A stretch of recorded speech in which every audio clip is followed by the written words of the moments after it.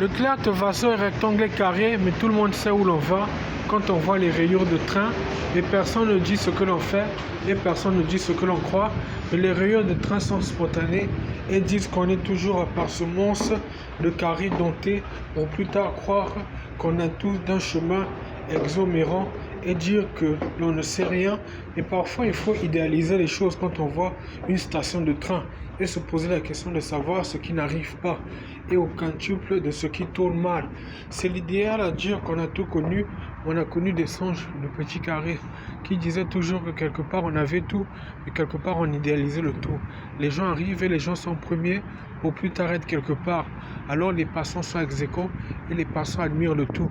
Alors ils ne disent rien mais s'asseyent et regardent leur téléphone pour plus tard retracer des chemins équipés.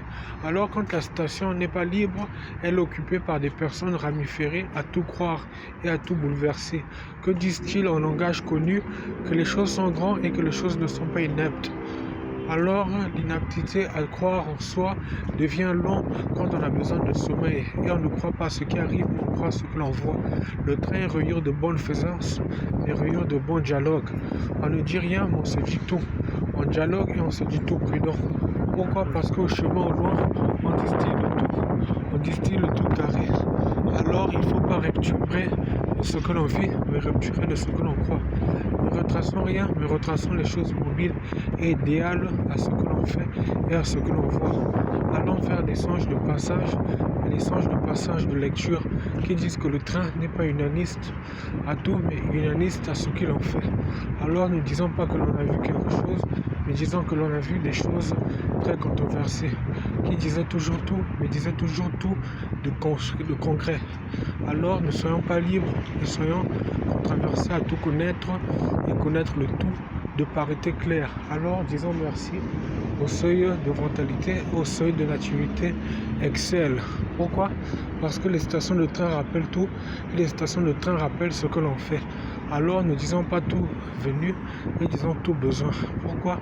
Quand le train arrive, il est rapture de donner clairement des choses, de dire clairement des stations ramiférées à connaître ce qui se passe. Ne disons pas tout, nous disons tout clairement, penseurs, que le train sera pur et le train sera tranquille.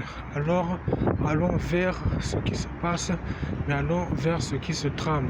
Pour plus tard arrêter le besoin de prendre un passage et arrêter le besoin de prendre une dorée coupable et dire que on n'est pas faible assis, mais faible tempérament. Alors, pour ne pas salir les couvents, il faut salir les neutres et dire qu'on est passé quelque part, mais qu'on a tout vu. À combien de langages, des termes de connaissances rupturés qui diront plus tard qu'on a tout vu et qu'on a tout fait pour être plus tard clairement assis et clairement long.